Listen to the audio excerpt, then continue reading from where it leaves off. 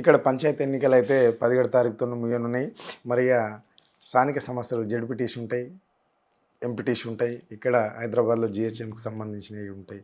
మరి ప్రభుత్వం పెట్టే ఆలోచనలో ఉంటుందా, ఏమైనా టైం తీసుకుంటుందా? ఇది ప్రభుత్వం అడగాల్సిన ప్రశ్న. ప్రభుత్వానికి ఆలోచన లేదు అనేది ఎట్లా స్పష్టం అవుతుందంటే 42% బీసీలకు స్థానిక సంస్థలు రిజర్వేషన్ అని చెప్పి సంఖ్యతో సహా చెప్పి కామారెడ్డి డిక్లరేషన్ ఇచ్చి బీసీలను మోసగించి నమ్మించి ఓట్లేయించుకొని అధికారంలోకి వచ్చి గద్దె మీద కూర్చొని అన్ని రకాల ఆటలు డ్రామాలు ఆడి ఏమీ చేయక ఆ 24% కాస్త 17% కుదించి ఎన్నికలకు పోవాలి. ఎట్లా బీసీలను మోసగి అత్యవసరంగా మార్చి వరకు ఉంది కేంద్రం నుంచి రావాల్సినటువంటి ఆ 3,000 కోట్లు ఆ ఫైనాన్స్ కమిషన్ నిధులు స్థానిక సంస్థ గ్రామాలకు రావాల్సిన నిధుల కోసం అత్యవసరంగా ఎన్నిక పెట్టినట్టు. మార్చి వరకు సమయం ఉన్నది, ఇంకా ప్రయత్నం చేయొచ్చు. ఆ స్థానిక సంస్థల్లో 42% కోసం ఏ రకంగా కూడా గట్టి ప్రయత్నం చేయకుండా పైన నటనలతోని అసెంబ్లీలో బిల్లు పెడతారు, రాష్ట్రపతికి పంపిస్తారు. దాని గురించి ఎలాంటి ప్రయత్నం చేయరు. మళ్ళీ ఆర్డినెన్స్ అంటారు, గవర్నర్ దగ్గర పెడతారు, దాని గురించి ఎలాంటి ప్రయత్నం ఉండదు. మళ్ళీ జీవో అంటారు, దాని గురించి ఎలాంటి ప్రయత్నం చేయరు. కోర్టులో ఉన్నది అని అంటారు. కోర్టులు చేస్తాయా, ప్రభుత్వాలు చేస్తాయా? చట్టాలు ఎవరు చేయాలి? చట్టం చేస్తే అయిపోతుంది కదా. చట్టం చేస్తే కోర్టు పరిధిలో అది ఉన్నది, కోర్టులను మెప్పించలేరా? మరి ఈడబ్ల్యూఎస్ రిజర్వేషన్ ఎట్లా చేయగలిగినరు? ఎట్లా సాధ్యమైంది? కోర్టు నొప్పించాలి, చట్టం చేయాలి, పార్లమెంట్లో చట్టం చేయాలి, 9th షెడ్యూల్లో చేర్చాలి. ఈ ప్రయత్నం ఏం జరగలేదు. రాహుల్ గాంధీ గారు మాట్లాడలేదు, పార్లమెంట్లో బిల్లు పెట్టలేదు. మేమన్నా ఒక ప్రైవేట్ బిల్లు, మా గౌరవ ఎంపీ వదిరాజు రవిచంద్ర గారు పార్లమెంట్లో ప్రైవేట్ బిల్లు పెట్టిండ్రు. వీళ్ళు ఏం చేసిండ్రు? కాంగ్రెస్ ప్రయత్నం ఏమన్నా ఉన్నదా?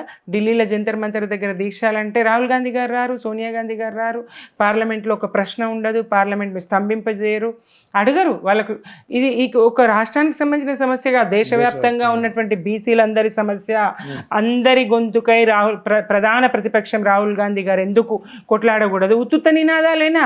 ఎవరెంతనో వారికంతా అనేది ఉత్తుత్త నినాదాలేనా? ఓట్ చోరీ గద్దీ చోడు అనేది ఉత్తుత్త నినాదమేనా?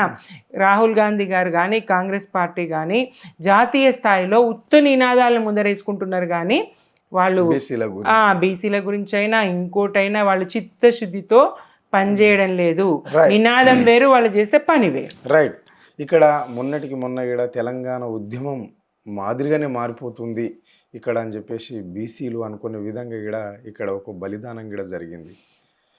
సాయి ఈశ్వర్చారిది దీన్ని ఎట్లా చూడొచ్చు? మరి కాంగ్రెస్ వాళ్ళు అంటున్నారు, అంటే కొంతమంది ఆయన ప్రాబ్లంతో చనిపోయిండు, ఆర్థికంగా కావచ్చు, కుటుంబ కలహాలు కావచ్చు అంటున్నారు. ఇది అంతవరకు వాస్తవమేనా?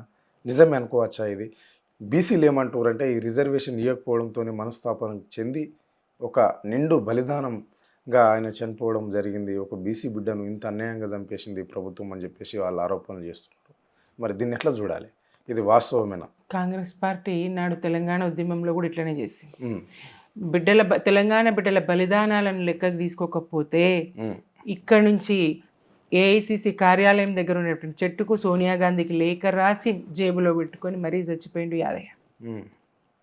అక్కడ చెట్టుకు రేసుకొని అట్లనన్నా సోనియమ్మ కళ్ళు తెరుస్తుందేమో. అలవాటు పడ్డది కాంగ్రెస్. ప్రజల ప్రాణాలు బలిగొనడంలో అలవాటు పడ్డది, భక్షిస్తూ ఉంది ప్రజల ప్రాణాలని. ఇక్కడ ఈ బీసీ నినాదం ఎవరివ్వమన్నారు? కామారెడ్డి డిక్లరేషన్లో బీసీలకు మేము 42% ఇస్తామని ఎందుకు డిక్లరేషన్ ఇచ్చిండ్రు? అనేక హామీలను, ఒక 42% కాదు, అనేక హామీలను కామారెడ్డి డిక్లరేషన్లో ఇచ్చారు. ఏ ఒక్క హామీని కూడా వీళ్ళు నెరవేర్చలేదు. మరి స్థానిక సంస్థల ఎన్నికలకు పోతున్నారు, పాపం కలత చెందిండు. వీళ్ళు ఎన్ని కారణాలు చెప్పినా మరి ఎందుకు మరణ వాంగ్మూలం తీసుకునే ప్రయత్నం చేయలేదు ప్రభుత్వం? ఎందుకు 90% పెట్రోల్ పోసుకొని కాల్చుకున్నాడు సాయి ఈశ్వరాచారి అమరుడు? జోహార్లు చెప్పాలి ఈ సందర్భంగా. ఆ సాయి ఈశ్వరాచారి మరణం 90% కాల్చుకొని గాంధీ హాస్పిటల్లో జనరల్ వార్డులో పడేసిండ్రు. మెరుగైన చికిత్స అందించే ప్రయత్నం చేయలేదు, మరణ వాంగ్మూలం తీసుకునే ప్రయత్నం చేయలేదు. ఎందుకు చేయలేదు? ఆయన మాట్లాడిన వీడియో ఉంది కదా, ఎందుకు చనిపోతున్నానని చెప్పిన వీడియో ఉంది కదా, దాన్ని చనిపోతూ చివరి మాటగా చెప్పిన దాన్ని మరణ వాంగ్మూలంగానే తీసుకోవాలి కదా. మరి ఖచ్చితంగా బీసీలకు రిజర్వేషన్లలో కాంగ్రెస్ అన్యాయం చేస్తూ ఉన్నదనే బాధతోనే దుఃఖంతోనే ఆయన తను జాలించిండు. ఎంత దారుణమైన పద్ధతిలో ఆయన కాల్చుకున్నాడు. నిజంగా వ్యక్తిగతంగా చాలామంది సమస్యలతోని చనిపోతూ ఉంటారు, ఆత్మహత్యలు చేసుకుంటూ ఉంటారు. కానీ ఎవరన్నా అంత ఘోరంగా చావాలనుకుంటారా? మరి ఆయన అక్కడికి వెళ్ళి ఎవరైతే నేను బీసీల కోసం పార్టీ పెట్టిన రాజ్యాధికార పార్టీ అని చెప్పుకున్నాడో ఆ తిన్మార్ మల్లయ్య ఎమ్మెల్సీ ఆఫీస్ ముందర కాల్చుకున్నాడు. అంటే ఎందుకు కాల్చుకున్నాడు? ఏ కారణం చెప్పి కాల్చుకున్నాడు? కాల్చుకున్న తర్వాత ఏ కారణం చెప్పిండు? తెలంగాణ సమాజానికి తెలియదా? బీసీలకు తెలియదా? ఈ చావుకు వేరే అంటగట్టడం అయితే కాంగ్రెస్ యొక్క లేఖితనానికే, కాంగ్రెస్ బీసీల పట్ల ఉన్నటువంటి దుర్మార్గమైన దానికే నిదర్శనంగా మనం చెప్పుకోవాలి.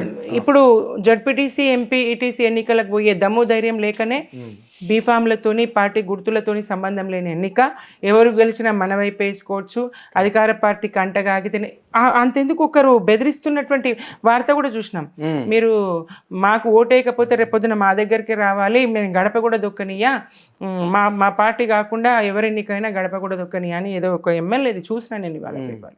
అట్లా బెదిరించి మీరు ఇలా సీట్లు స్థానిక సర్పంచ్లది పొందితే రేపు ఎంపీటీసీ, జెడ్పీటీసీ పొందగలరా? ఆ దమ్ము ధైర్యం ఉంటే ముందే వాటిని ఎన్నికలు పెడుతుండే.